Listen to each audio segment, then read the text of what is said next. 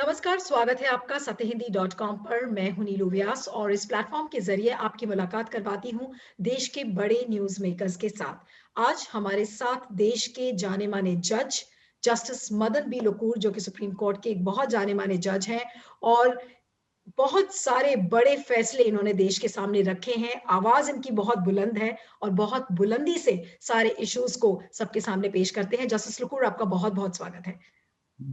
Thank you.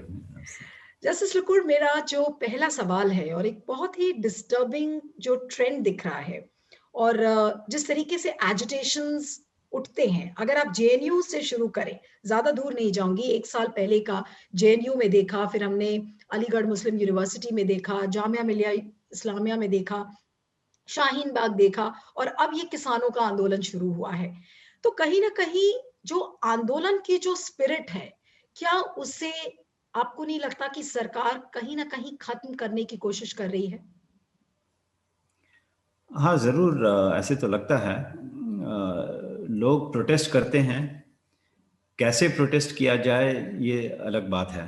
हुँ, हुँ। अब आपको याद होगा जब निर्भया का केस था, तब काफ़ी प्रोटेस्ट हुए थे। इंडिया गेट के लॉन्स पे प्रोटेस्ट हुए थे। हुँ, तो अगर कोई मुद्दा आता है जिसमें लोगों को लगता है कि कुछ कहना चाहिए, तो ज़रूर प्रोटेस्ट करेंगे।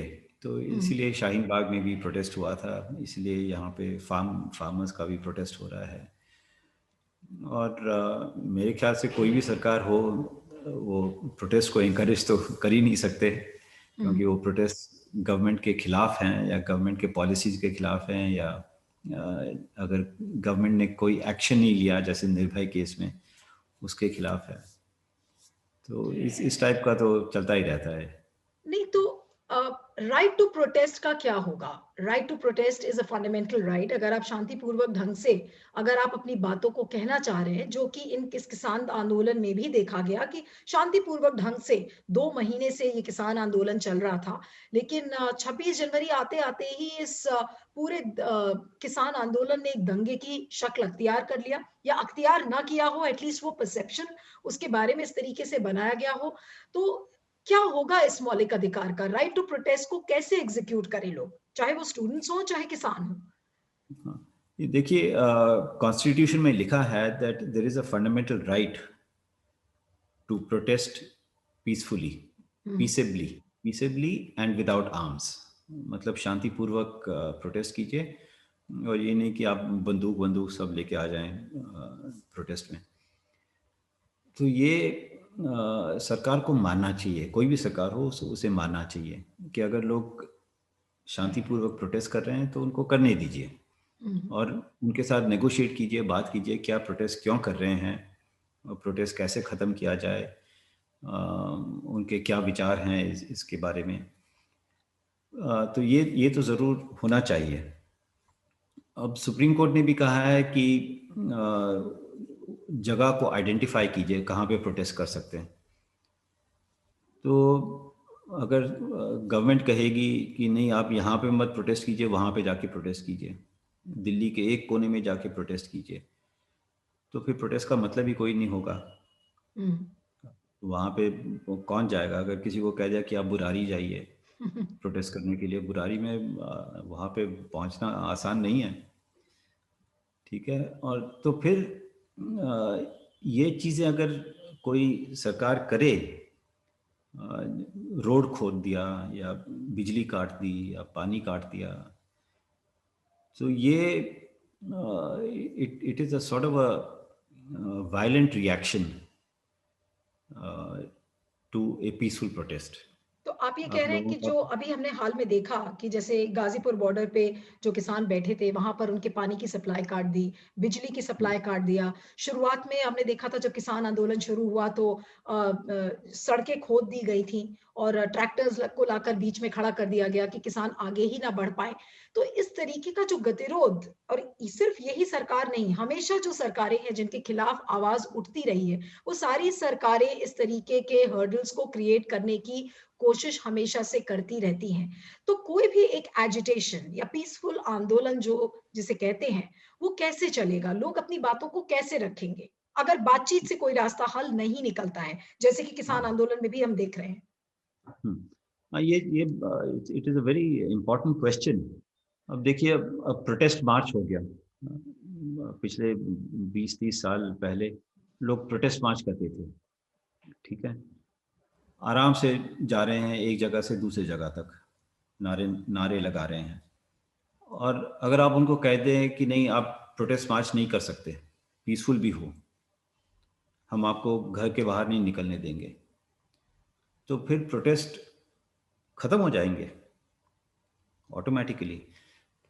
But this is, like I said, a violent way, or a semi-violent way, कि लोगों को कह दिया कि अच्छा ठीक है, हमने सेक्शन 144 लगा दिया, और अगर आपने प्रोटेस्ट किया तो सीधा जेल में जाइए। तो फिर ऐसे लोग अपने विचार को सामने कैसे ला सकते हैं? ये काफ़ी बड़ा प्रॉब्लम हो जाएगा। और अगर देखिए, आप कहें कि नहीं ठीक है कि आप अखबार में लिखिए या किसी और मैगज़ीन में लिखिए जो आपका विचार है, और फिर कहेंगे कि अच्छा ठीक है, आपने अखबार में ये लिखा या आपने मैगज़ीन में ये लिखा, तो सेडिशन के चार्ज डाल दिए। तो इससे तो फिर द आइडिया ऑफ प्रोटेस्ट और डिसएग्रीमेंट और डिसेंट, वो तो सब खत्म ही हो जाएगा। नहीं, लेकिन अगर जो रूलिंग डिस्पेंसेशन है, जो सत्तारूढ़ दल है, अगर वो उस प्रोटेस्ट को रिकॉग्नाइज करने की कोशिश करेंगे ही नहीं, जैसे गतिरोध की स्थिति हमने देखी है कि केंद्र सरकार और किसानों के बीच में कितनी भी दौर की बातचीत हो गई, लेकिन उस बातचीत का कोई हल नहीं निकला, बल्कि चीजें और बिगड़ ही गई 26 जनवरी और उसके बाद हमने देखा। तो कोई भी सत्तारूढ़ दल इस चीज को मानने के लिए क्यों नहीं तैयार है कि अगर कोई प्रोटेस्ट हो रहा है तो वो बेवजह नहीं है। जैसे कि अभी हमने करंट स्थिति में देखा है कि सरकार ये मान के बैठ गई है कि जो किसानों का आंदोलन है वो बिल्कुल बेवजह है, और ये जो एग्रीकल्चरल रिफॉर्म्स की सरकार बात कर रही है वही चीज सही है किसानों के लिए, और किसानों को लगता है कि नहीं, जो वो कह रहे हैं वो सही है। तो ऐसे केस में ब्रेक थ्रू कैसे निकलेगा? क्या सरकार पीछे हटेगी या किसान पीछे हटेंगे? बीच का रास्ता तो मुझे नजर ही नहीं आ रहा है। इसका जवाब तो मैं दे नहीं सकता। सरकार या फार्मर्स जो भी कोई हैं, वो ही इसका जवाब दे सकते हैं हम्म। कि इसका क्या हल निकालें। लेकिन जस्टिस लुकुर, किसान आंदोलन के ही परिप्रेक्ष्य में बहुत सारे लोगों ने कहा कि जो सुप्रीम कोर्ट का रोल था, जो एक कमिटी बनाने का, वो एक पॉलिसी इशू था, उसमें सुप्रीम कोर्ट जबरदस्ती बेवजह उसमें कूद पड़ा जबकि उसे नहीं कूदना चाहिए था। फिर लॉ एंड ऑर्डर का जो इशू आया कि दिल्ली पुलिस किसानों को परमिशन दे दिल्ली के अंदर या जाने के लिए या नहीं दे, और फिर देखिए उन्होंने परमिशन, ये कहा कि सुप्रीम कोर्ट पीछे हट गया और उन्होंने दिल्ली पुलिस को सारे परमिशन दे दिए, और उसके बाद देखिए किस तरीके से बेमायने चीजें देखी गई जो 26 जनवरी को हुई। तो क्या कहेंगे कि कोर्ट्स का रोल कैसा रहा है किसी भी एजिटेशन को हैंडल करने में, खासकर अगर मैं ये किसान आंदोलन की बात करूं, कैसे देखते हैं कोर्ट्स का रोल? अब ये कोर्ट का तो रोल होना कोई है नहीं, जहाँ तक मेरी समझ है, किसी एजिटेशन या प्रोटेस्ट में। पर जो कमिटी सुप्रीम कोर्ट ने अपॉइंट की थी, जहाँ तक मुझे मालूम है,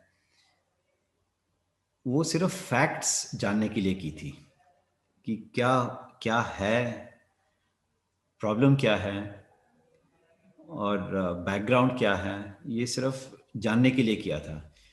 अब कई लोग कहते हैं कि वो कमिटी मीडिएशन के लिए की थी। जहाँ तक मेरी समझ में है, ये मीडिएशन के लिए नहीं था, this is only to assist the supreme court कि क्या है, हम्म। ठीक है।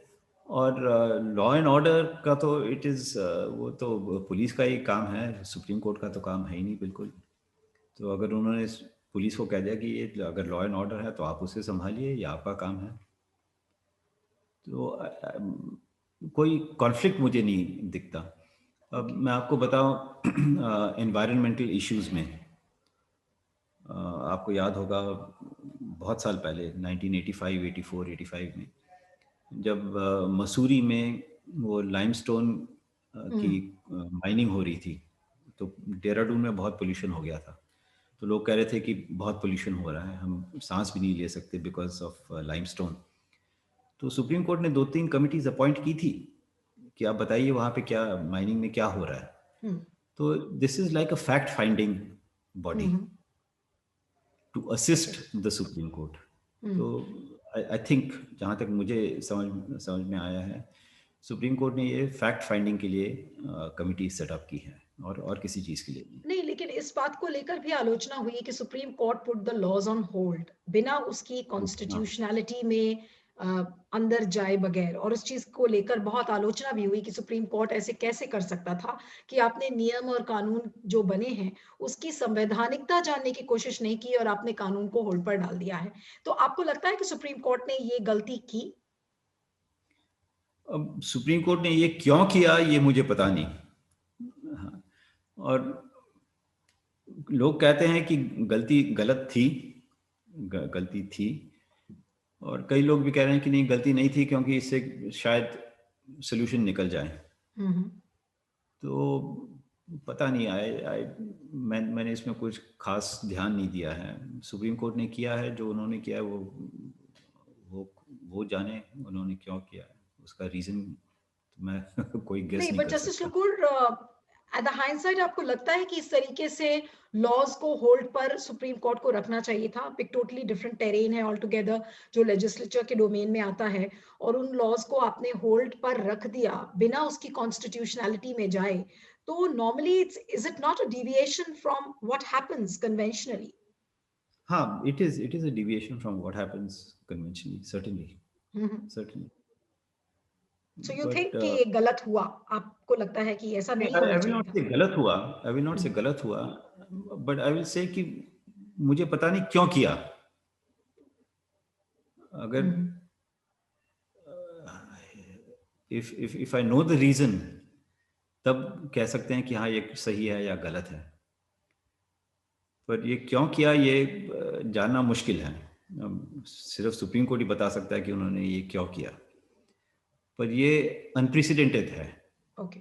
that is not that is there of course। ये पहले जहाँ तक मुझे याद है कि ये पहले हुआ नहीं है। लेकिन जस्टिस लुकुर, मैं वापस अपने सवाल पर आऊंगी जो राइट टू प्रोटेस्ट है, और इसको लेकर बहुत ज्यादा चिंताएं हैं लोगों के मन में कि एक इतना नफरत भरा माहौल क्रिएट किया जा रहा है सोशल मीडिया पर वैसे भी, और एक पीसफुल प्रोटेस्ट को आप किस तरीके की शक्ल सरकार दे देती है। आप ये बताते हैं कि उसमें खालिस्तानी है, उसमें पाकिस्तानी है, पूरे आंदोलन को डिस्क्रेडिट करने की कोशिश की जाती है, और फिर उसको अलग अलग तरीके से उसके जो सेंटिमेंट्स हैं उनको वेपनाइज करने की सरकार कोशिश करती है। तो इसमें क्या कोर्ट इसमें इस तरीके के माहौल में क्या सुओ मोटो कॉग्निसेंस लेकर और इन चीजों का संज्ञान ले सकता है, ताकि जो ये चीजें हैं, जिस तरीके का माहौल बन रहा है, उस पर किसी ना किसी तरीके से रोक लगाई जा सके? ये एक्चुअली सुप्रीम कोर्ट को तो ये जहाँ तक मेरा विचार है, सुप्रीम कोर्ट को इंट्रोस्पेक्ट करना चाहिए कि ये क्या हो रहा है, इस टाइप के केसेस कोर्ट में क्यों आ रहे हैं। अब जैसे कंटेम्प्ट ऑफ कोर्ट हुआ, काफ़ी कंटेम्प्ट ऑफ कोर्ट के रिक्वेस्ट आ रहे हैं कि एक्शन लिया जाए। हमारे अटॉर्नी जनरल साहब ने भी कहा था, I am fed up of all these applications. तो बेल हो गया लोगों को, जहाँ तक मेरा विचार है बेल मिलना चाहिए था, उनको बेल नहीं मिल रहा है। अब ये बॉम्बे हाई कोर्ट के जजमेंट्स जो 2-3 आए हैं, तो ये 2-3 इश्यूज हैं जस्टिस लुकुर आप जिनके बारे में बात कर रहे हैं, और उस पर मैं अलग अलग से आपसे बात करना चाहती हूँ। पहली बात मैं करूंगी कंटेम्प्ट को लेकर या बेल को लेकर। बेल वाला ज्यादा बड़ा मुद्दा मुझे लगता है आपसे बात करने के लिए, कि रिपब्लिक टीवी के संपादक अर्नब गोस्वामी को बेल ऐसा लगता है कि तुरंत मिल जाती है सुप्रीम कोर्ट से, लेकिन कितने सारे ऐसे केसेस हैं विच आर लैंग्विशिंग, और उनका संज्ञान सुप्रीम कोर्ट नहीं लेती है या कोई भी हाई कोर्ट नहीं लेता है। तो क्या ये एक सिलेक्टिव फिल्टरेशन हो रहा है केसेस में, और उसका क्या कारण है? अगर ये सिलेक्टिव है तो उसका कारण आपको क्या लगता है? हाँ, यही मैं कहना चाह रहा था कि सुप्रीम कोर्ट को बैठ के इंट्रोस्पेक्ट करना चाहिए, डिस्कस करना चाहिए सब जजेस को और हाई कोर्ट्स को भी, कि अब ये बेल का जो जूरिस्प्रूडेंस है वो का बहुत सालों से इट इज स्टेबल, कि अगर किसी ने बेल मांगा तो जज को क्या करना चाहिए, क्या पूछना चाहिए, क्या देखना चाहिए, और फिर बेल दे या ना दे। तो this is very well settled. ये आज की बात नहीं है, ये बहुत सालों से नहीं, सेटल्ड तो है। जस्टिस कपूर संशय तो क्या है जजेस के मन में, चाहे वो हाई कोर्ट्स के जजेस हों या सुप्रीम कोर्ट के, और क्या रीजन है वो किसी को पता नहीं है कि इतना सिलेक्टिव परसेप्शन क्यों है बेल का। हाँ, differs from individual to individual कि यू आर उनका राइट। केस हाँ, किस यू आर तरीके राइट। से ट्रीट किया जाता है, तो उस लोगों के मन में संशय क्यों है, जो जजेस हैं उनके मन में क्या हाँ, संशय है, वो आपको लगता है कि किसी दबाव में है? नहीं, दबाव में तो शायद नहीं है, but it is like this. अगर आप एक किसी किसी को बेल दे दें बहुत जल्दी, 1 हफ्ते के अंदर, और दूसरे को 1 साल के लिए आप बेल ना दें, ठीक है, कोई 80-82 साल का आदमी है जो हॉस्पिटल में है, उसे आप कहें कि हम बेल नहीं देंगे तुम्हें, और कोई और आदमी है उसको आप कह दें कि अच्छा चलो 1 हफ्ते में या 2-3 दिन में आपको बेल दे देंगे, छुट्टी के दिन बैठ जाएंगे, हम्म। तो लोगों को फिर डाउट तो ज़रूर होगा कि ये क्या हो क्या रहा है, ऐसे क्यों हो रहा है। तो the supreme Court should sit down and introspect कि ये क्यों हो रहा है। लेकिन अब आपको लगता कई है, आई लोगों मीन को, Justice Lokur, I know you saying कि supreme Court should introspect, they should sit and discuss कि क्या हो रहा है, लेकिन आपको लगता है कि ये जो सेल्फ रेगुलेशन है ये क्या वाकई में मैटर करता है? Self introspection, does it really work in the perspective of judiciary? क्योंकि बहुत सारे सीनियर लॉयर्स भी हैं, मेरी अभी हाल में सुप्रीम कोर्ट के बड़े लॉयर्स थे जिनसे बात हो रही थी, तो उन्होंने कहा कि उन्होंने एक नहीं बल्कि कई पत्र चीफ जस्टिस ऑफ इंडिया को लिखा है कि कहीं ना कहीं सेल्फ इंट्रोस्पेक्शन की जरूरत है, जो चीज नहीं हो रही है। उन्होंने कहा कि इतने सारे पत्र लिखने के बावजूद भी ऐसा लगता है कि जुडिशरी सो रही है और जजेस इस पर संज्ञान लेना ही नहीं चाहते। तो इतना जो ये लैकेडेसिकल एटीट्यूड है, ढीलापन जो एक रवैया है जो जुडिशरी में नजर आ रहा है, उसका कारण आपको क्या लगता है?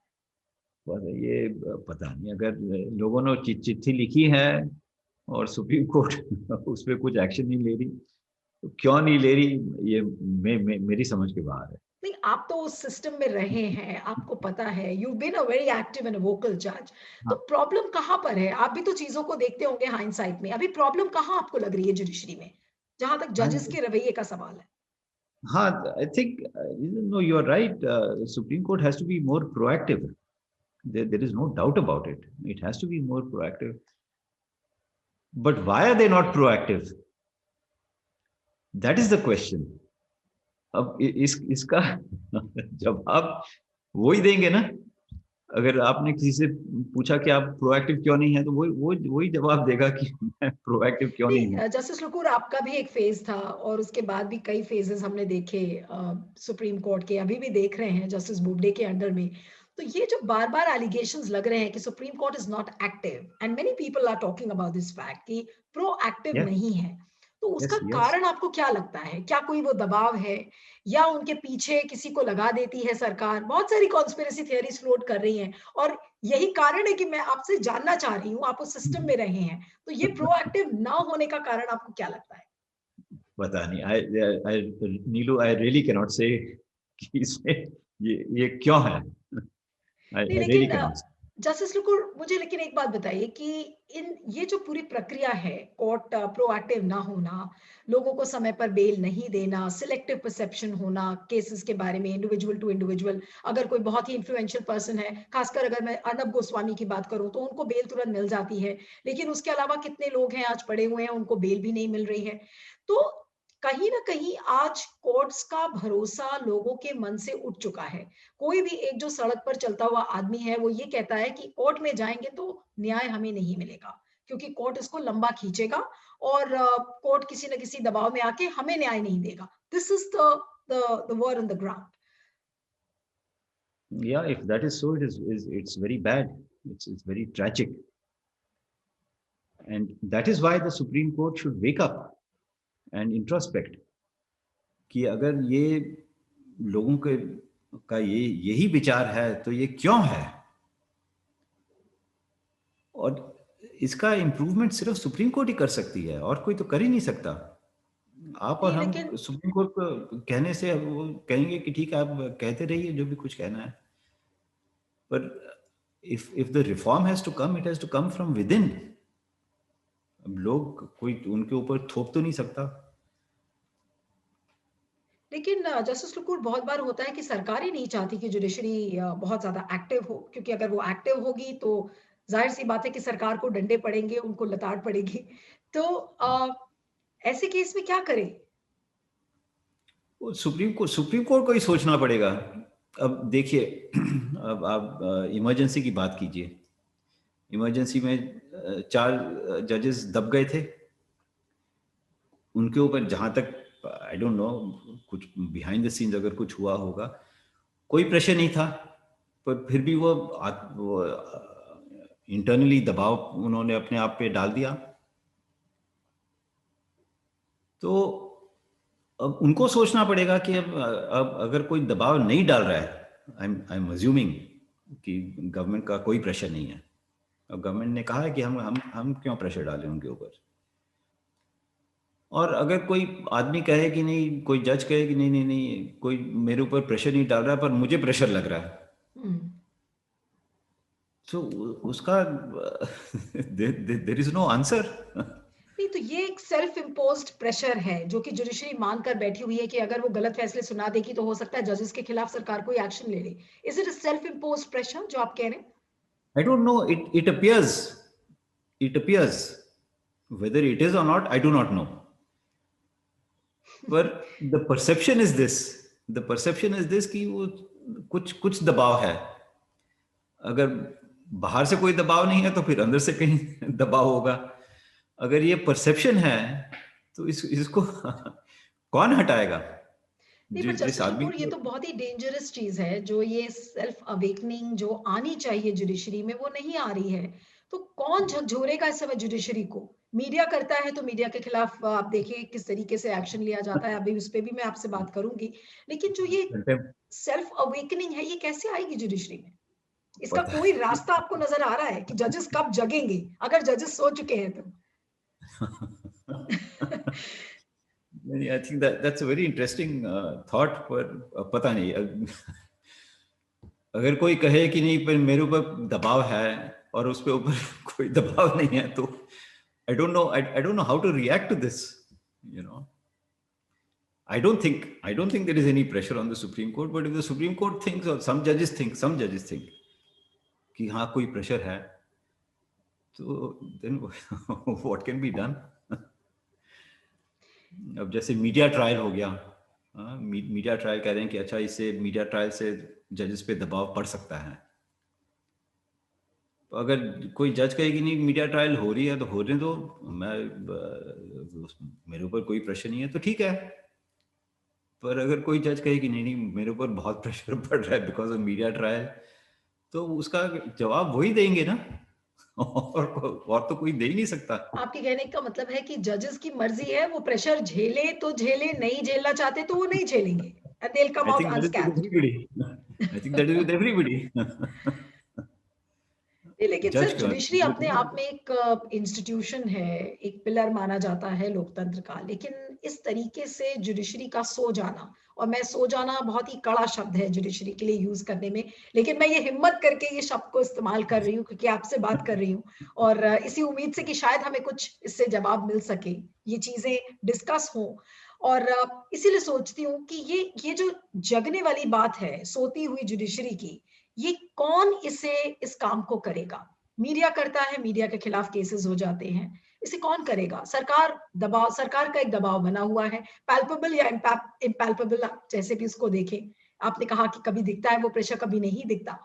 तो जो जुडिशरी को जगाने का काम है, आज किस जज में वो हिम्मत है कि अपने आप वो जगे और एक एक बहुत ही कड़ा जजमेंट किसी चीज पर ले या कोई कड़ा संज्ञान ले? I don't know, I think public discussion जैसे हमारा डिस्कशन चल रहा है, आई थिंक अगर ये इस टाइप के पब्लिक डिस्कशंस हों मीडिया के थ्रू, न्यूज़पेपर्स, टेलीविजन, जो भी कुछ है, उसी से फर्क पड़ सकता है। अब you see there are so many issues जो आते हैं now, issues like gender sensitization for example. 20 साल पहले तो कोई इसकी बात नहीं कर रहा था जेंडर सेंसिटाइजेशन के बारे में, 20 साल या 25 साल पहले, पर डिस्कशंस हुए and now people are talking about gender sensitisation. अब चाइल्ड सेक्सुअल अब्यूज़ के बारे में 20-25 साल पहले कोई बात नहीं कर रहा था, अब डिस्कशंस हो रहे हैं, केसेस आ रहे हैं. So I think it is this dialogue, discussion, debate, इसी से फ़र्क पड़ सकता है इन द लॉन्ग रन.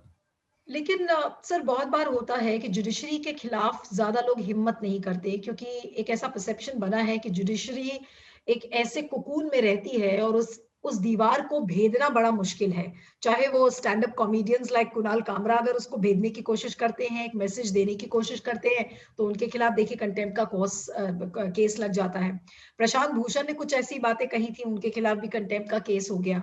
अभी आप देखिए राजदीप सरदेसाई जो जर्नलिस्ट है, उन्होंने इनिशियली कुछ लिखा, ट्वीट किया, और ट्वीट करने के बाद देखिए उन पर एफआईआर दर्ज हो गई, सेडिशन का केस लग गया. तो ये जो एक पैटर्न नजर आ रहा है, ये क्या क्या इंडिकेशन है, ये कैसी चल रही है ये डेमोक्रेसी? या it is disturbing, undoubtedly it is very disturbing. बहुत चीज़ें हो रही हैं and that is why we are discussing all this. अगर आप सेडिशन की बात कर रहे हैं या कंटेम्प्ट की बात कर रहे हैं, I think it is through discussion that we can arrive at some conclusion. अब अगर आप डिस्कस ही नहीं करें कि ये कंटेम्प्ट के इतने सारे केसेस क्यों हो रहे हैं, अटॉर्नी जनरल साहब खुद ने कहा था कि मैं I am fed up of all these applications. अगर सब लोग चुप बैठे और कंटेम्प्ट के केसेस एक के बाद एक फाइल होते जाए, तो किसी को कोई फायदा तो होगा नहीं. But there must be some discussion कि ये क्यों हो रहा है, इतने लोग क्यों बोल रहे हैं ऐसे. नहीं, लेकिन जस्टिस लुकुर, मुझे तो लग रहा है कि जुडिशरी की आंखें बिल्कुल बंद हैं. उनको तो नजर ही नहीं आ रहा कि ये सारे कंटेम्प्ट के केसेस क्यों आ रहे हैं, बल्कि उन केसेस को एडमिट किया जा रहा है और लोगों के खिलाफ कुछ ना कुछ हियरिंग हो भी रही है उसमें. तो इसका मतलब कि there is a merit in the contempt. Do you find that as a pattern? I don't know. Frankly, according to me, judges should not be hypersensitive. ठीक है, अब लोग क्रिटिसाइज करेंगे. अब जैसे आपका प्रोग्राम है, अगर किसी ने कहा कि ये बिल्कुल बेकार प्रोग्राम है, ठीक है, और आप फिर उसके पीछे पड़ के एफआईआर फाइल कर दिया, that is no answer to the problem. अगर किसी ने कहा प्रोग्राम बेकार है तो ठीक है, आप इम्प्रूव कीजिए. अगर किसी ने कहा कि सुप्रीम कोर्ट या हाई कोर्ट कुछ ठीक से जजमेंट्स नहीं दे रही है, तो ठीक है, आप इम्प्रूव कीजिए. ये नहीं कि आप मुझे क्रिटिसाइज कर रहे हैं तो मैं आपके खिलाफ कंटेम्प्ट डालूं. तो you have to improve. I don't think anybody in this country wants to close the Supreme Court. किसी की एब्सोल्युटली नॉट. हिम्मत भी नहीं है. हाँ, बिल्कुल. और किसी की हिम्मत भी नहीं है कि किसी की ताकत भी नहीं है कि वो सुप्रीम कोर्ट को बंद करे. तो अगर लोग क्रिटिसाइज कर रहे हैं तो कह रहे हैं कि ठीक है, आपने ये गलत किया, प्लीज इम्प्रूव. लेकिन और जस्टिस अगर लुकुर, जो कुणाल कामरा का केस है उसको आप कैसे देखते हैं? क्योंकि कुणाल कामरा ने कहा कि अगर आप कॉमेडी का स्ट्रक्चर देखें तो वो तो इरेवरेंस पर है और उसमें हाइपरबोलिक होता है, लोग बोलते हैं, और ऐसा लगता है कि जजेस को सेंस ऑफ ह्यूमर नहीं है. ये भी एक बहुत ही स्वीपिंग स्टेटमेंट है और कहना थोड़ा सा डिफिकल्ट है, लेकिन आज मैं ये हिम्मत करके आपसे ये सवाल कर रही हूँ कि क्या जजेस को सेंस ऑफ ह्यूमर नहीं समझ में आ रहा है? जो स्टैंड अप कॉमेडियंस हैं जैसे कुणाल कामरा है, फिर उसके बाद आप मुनव्वर फारूकी का केस देख लीजिए कि आज भी ही struggling for bail, and it seems that judiciary has just closed its eyes. yeah, I think this contempt jurisdiction has to be exercised very, very sparingly. Okay. Okay, very sparingly. And if there is a violation of an order, अगर supreme court ने कहा कि इसको बंद कीजिए और आप कहेंगे कि नहीं मैं बंद नहीं करूंगा, जो आपको करना है कीजिए, और अगर सुप्रीम कोर्ट ने कहा कि इसे खोलिए और आपने कहा कि नहीं मैं इसे बंद ही रखूंगा, that is a violation of the order. कि Okay. आपको जो कहना है आप कीजिए, मैं जो करना चाहता हूँ मैं करूँगा. In a case like that, yes, I can understand if the Supreme Court exercises its power of contempt. पर अगर किसी ने क्रिटिसिज्म किया या किसी ने मजाक उड़ाया, कहा कि I mean there so many instances कि लोगों का मजाक उड़ाते हैं, पॉलिटिशियंस का मजाक उड़ाते हैं, लोगों का मजाक उड़ाते हैं, एक्टर्स का मजाक उड़ाते हैं. तो it is not with a bad intention. अगर आप किसी एक्टर या किसी पॉलिटिशियन के बारे में कुछ कहें, ये नहीं कि आप you are trying to run him down कि ये तो बिल्कुल बेकार आदमी है. बट जस्ट तो लुकुर, दो तरीके हो सकते हैं इसको देखने के. एक या शायद मैं समझती हूँ कि द जजेस और the framework with in the legal fraternity वो बहुत ज्यादा हाइपर सेंसिटिव हो चुकी है. और दूसरा ये कि कंटेम्प्ट की परिभाषा को लेकर क्या कोई ना कोई कंफ्यूजन आपको नजर आ रहा है. There are two angles to it. Now how do you see that? या you see, first I think they should not be hypersensitive. Okay. अगर कोई मुझे क्रिटिसाइज करे तो ठीक है, शायद मैंने गलती की है.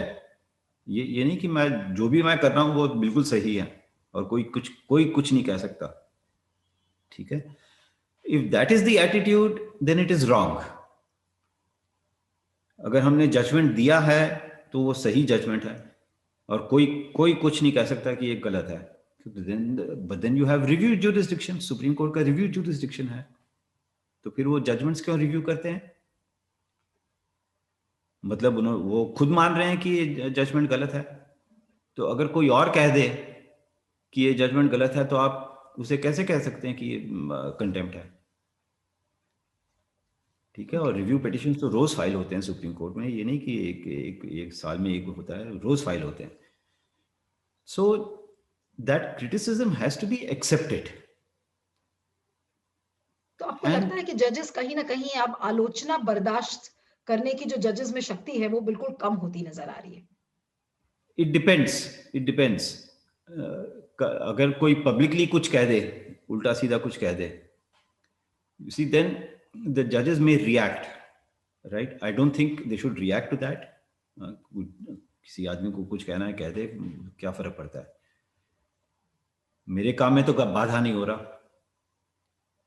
अगर कोई मुझे गाली दे या कुछ करे, जो भी कुछ करे, ठीक है, कहने दो, मैं अपना काम कर रहा हूँ. If my conscience is clear, it's all right, it's not a problem.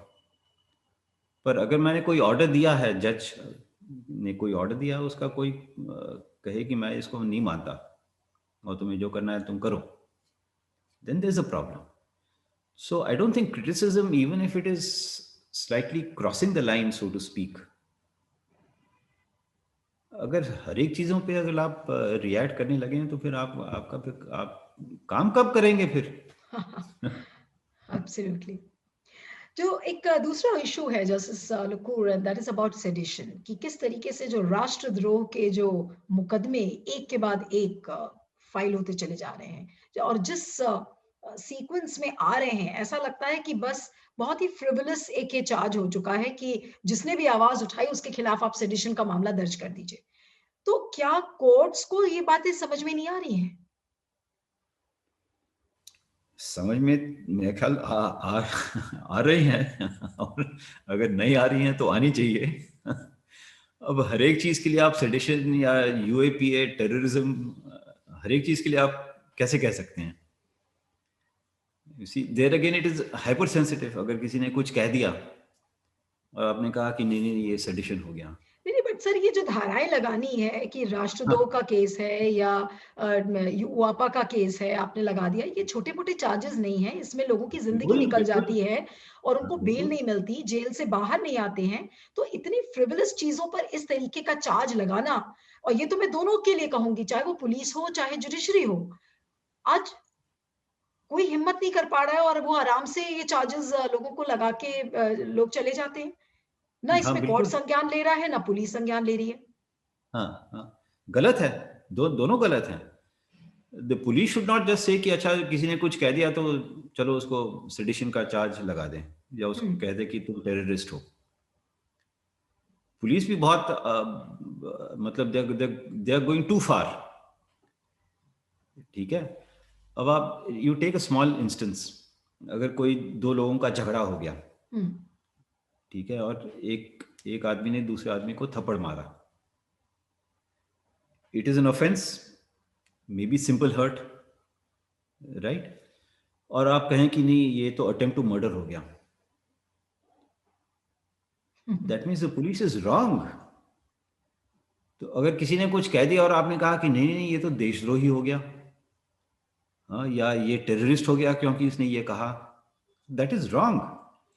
तो पुलिस को भी ये सोचना चाहिए कि ये क्या चार्जेस लगा रहे हैं। लेकिन सर एक और उम्मीद होती है कि अगर ये रॉन्ग हो रहा है तो शायद हाँ, कोर्ट्स तो इस रॉन्ग को राइट बिल्कुल करेंगे। Correct, you are right, that is the second stage. Okay, first stage is कि पुलिस ने ये गलत किया है, okay, they should not do it, according to me they should not do it. दूसरा, कोर्ट को भी सोचना चाहिए कि ये पुलिस क्या कर रही है। अगर किसी ने कुछ कह दिया तो it doesn't mean he is a terrorist, अगर किसी ने कुछ कह दिया डजंट मीन कि देशद्रोही है।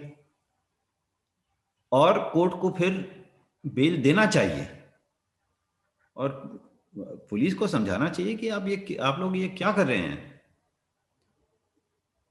ठीक है।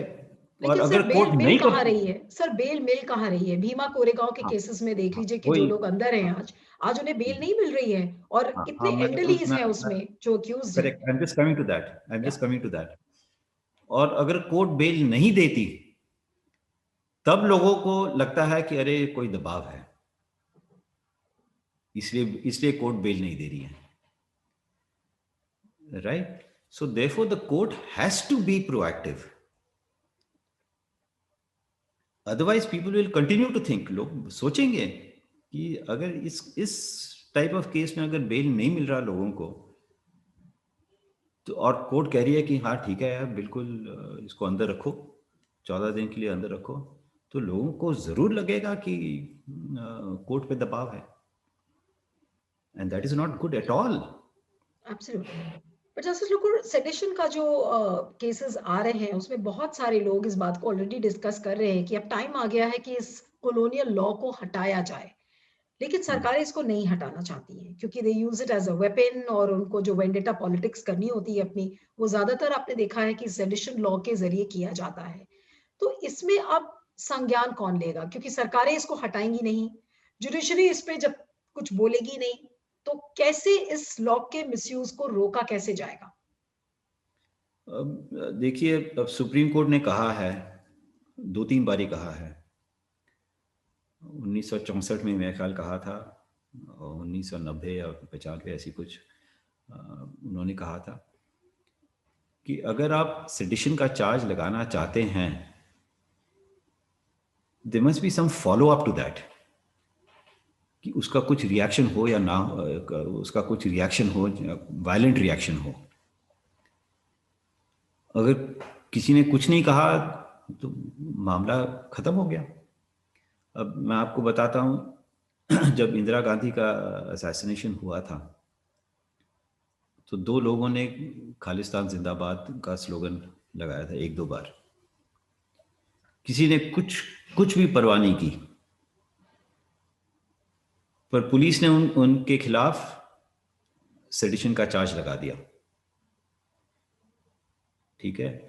सुप्रीम कोर्ट ने कहा, जब उनका केस सुप्रीम कोर्ट में आया तो सुप्रीम कोर्ट ने कहा कि इन्होंने कह दिया ठीक है, उसका नतीजा क्या हुआ? कुछ भी नहीं हुआ, there was no violent reaction to that. Absolutely. तो the charge of sedition does not hold. नहीं, लेकिन आपने एक बहुत महत्वपूर्ण बात कही जस्टिस लोकुर, और इस पर मुझे याद आया कि जब 26 जनवरी पर जब ये लाल किले वाला जब हादसा हुआ, जब किसान अपनी ट्रैक्टर मार्च निकाल रहे थे, तो उस समय हमने देखा कि बहुत सारे लोग लाल किले के प्राचीर में अंदर चले गए और उन्होंने वहां पर जाकर अपना सिखों का जो धार्मिक झंडा है निशान साहिब, उसको वहां पर लगा दिया। अब जो पूरा परसेप्शन बना कि धार्मिक झंडा आप कैसे लगा सकते हैं लाल किले के प्राचीर में घुसकर, और वो भी 26 जनवरी के दिन, it is an insult to the tricolour, और इस तरीके का परसेप्शन बना कि बिल्कुल ये तो बिल्कुल जैसे कि इतनी बड़ी वारदात हो गई है। तो इसको लीगल पर्सपेक्टिव से आप कैसे देखते हैं Justice Lokur? What does your wisdom really I, से? I, I would not like to comment on what happened on 26th. पर क्यों That सर? you, huh? आप कमेंट उस पे क्यों नहीं करना चाहते? मैं क्यों नहीं करना चाहता? I don't know. I don't want to comment. No, but I'm just asking you for my knowledge. Ki, do you see that as something which is almost like a मतलब बहुत बड़ी एक घटना है, जिस तरीके की एक बड़ी घटना बना के दिखाया गया सिर्फ इसलिए कि किसानों को डिस्क्रेडिट किया जा सके और उनके उसके पूरे आंदोलन को डिस्क्रेडिट किया जा सके? No comment. No comment. Okay, चलिए ठीक है, मैं प्रेशराइज आपको नहीं करूंगी, आप इसमें बात नहीं करना चाहते हैं, लेकिन जो एक नाम देने की बात है, that there is a trend of giving names and alluding people to certain sections, जैसे कि ये खालिस्तानी है, ये पाकिस्तानी है, हमने आवाज उठा ली सरकार के खिलाफ तो मैं एंटी नेशनल हूं, जो इस तरीके का एक पर्सपेक्टिव सर बनाया जा रहा है और एक परसेप्शन लोगों के बारे में एक फॉल्स नैरेटिव क्रिएट किया जा रहा है, तो इस पर आप क्या कहेंगे? ये भी तो डेंजरस है डेमोक्रेसी के लिए, और आप Yeah, किसी it भी is. आदमी It को is. लेबल करके चले जाते हैं। जी। Yeah, I don't approve of it. I don't think just because you want to call somebody urban Naxal, Tukde Tukde, Khan Market, Khalistani, I don't think that's proper. नहीं sir, कई बार तो prove हो चुका है कि there is nothing like a tukde tukde gang, there is Yeah. Nothing like a Khan Market gang, ये सिर्फ आप डिस्क्रेडिट करने के लिए लोगों को बनाते हैं। इस Yeah. पर इस पर कोर्ट ने कभी संज्ञान ही नहीं लिया, और पूरा जो सोशल फैब्रिक है एक तरीके से वो अपने देश का बदल चुका है because of this. Yeah, just 1 second. Can you switch off the recording? Not a problem, not a problem. We'll cut it out, sir. Not a problem. Yeah. Because if I No. stop, then we won't be able to record. I'll Yeah. have to No. start it again. Okay. No, Yeah. because we've gone well beyond time. I have to go somewhere else now. Okay. So just last 2-3 questions. Just last 2-3 questions, and I'll just wind it up. Yeah. Okay. Okay. Just make it two, but just make it two, but make it very short. Sure, sir. Sure. Yeah. Okay. Justice Lokur, जो एक और बहुत disturbing जो judgements अभी आए थे वो थे नागपुर बेंच के जो बॉम्बे हाई कोर्ट के हैं ऑन सेक्सुअल असॉल्ट, और जस्टिस पुष्पा गनेड़ी वाला की इसमें बहुत आलोचना हुई कि एक जज हाई कोर्ट का इस तरीके का जजमेंट कैसे दे सकता है। तो पॉक्सो रिलेटेड जो सेक्सुअल असॉल्ट का जो डेफिनेशन है, क्या अब वक्त आ गया है कि उस डेफिनेशन को चेंज किया जा सके? बिकॉज उन्होंने अपने फैसलों में ये कहा है कि टेक्निकल डेफिनेशन पॉक्सो में ये है, लेकिन sensitive. I don't think her judgment is correct. I don't think her judgment is correct. She has brought in the skin to skin concept. वो तो it is not there in the law. Okay. I don't agree with that judgment at all. Yeah. तो आपको लगता है कि sir जो जजेस की मेरिट है, that is also a big question mark these days? हालांकि अभी खबरें आ रही हैं कि जस्टिस पुष्पा गनेरी वाला का शायद जो कोलिजियम ने, अभी ऐसी खबरें आ रही हैं सोर्सेस के थ्रू कि शायद उनका जो परमानेंट होने का जो स्टेटस था, शायद वो Supreme court has put it on hold. We are not sure of that, लेकिन what about the merit, what about the merit of the जजेस? How serious is that issue in the current context? Well, I don't think you can, say that all judges are not good, because of this one judgment. You will get aberrations. अगर 700 judges हैं, उनमें से एक दो तो may not be deserving. But you can't say the entire judiciary is bad because of that. No, absolutely not. But why I'm asking you in context with Pushpa Ganeri wala is because अगर आप उनका profile देखें तो she's a meritorious judge who has been a gold medalist. She was directly appointed as a district judge. Then she came to the Bombay High Court appointed as the additional judge. तो ऐसा नहीं है कि उनकी merits पर question mark उठे हैं, लेकिन क्या वजह थी कि POCSO related cases में उनसे इतनी बड़ी चूक हो गई? So is it a matter of exposure? It is a matter of training? आप इसे कैसे देखेंगे? I don't know. I don't know. I think the judgment was totally wrong. Why she delivered a judgment like that, I can't say. It's a completely wrong judgment. Completely wrong. But given the fact कि POCSO एक बहुत ही stringent law माना जाता है, तो अब उसमें कैसे लोग डील करें? क्या हमें उसमें अमेंडमेंट्स की जरूरत है? क्योंकि सेक्सुअल असॉल्ट का डेफिनेशन को लेकर ऐसा लग रहा है कि बहुत ज्यादा कंफ्यूजन है. So does it need amendments, and does supreme court now require to change the guidelines और उसको क्लैरिफाई कर सके लोगों के लिए कि सेक्सुअल असॉल्ट में सारी चीजें आती हैं? I don't think the law needs a change. Not in this aspect. Okay. Maybe in some other aspects, but not in this aspect. I don't think the law needs a change. नहीं, लेकिन sir जो Okay, understand करने का जो पूरा Neelu, I think we'll have to stop now. Okay It's sir, really okay get. Okay okay, always a pleasure talking to you Justice Lokur, thank you for your time. और आप Okay. सभी दर्शकों से गुजारिश है कि आपने इंटरव्यू देखा, आपको ये कैसा लगा, इसका फीडबैक का मुझे इंतजार रहेगा। गूगल प्ले स्टोर से अगर आपने सत्य हिंदी के ऐप को डाउनलोड नहीं किया है तो जरूर कर लीजिएगा। Thank you so much. सत्य हिंदी का ऐप डाउनलोड करें गूगल प्ले स्टोर पर।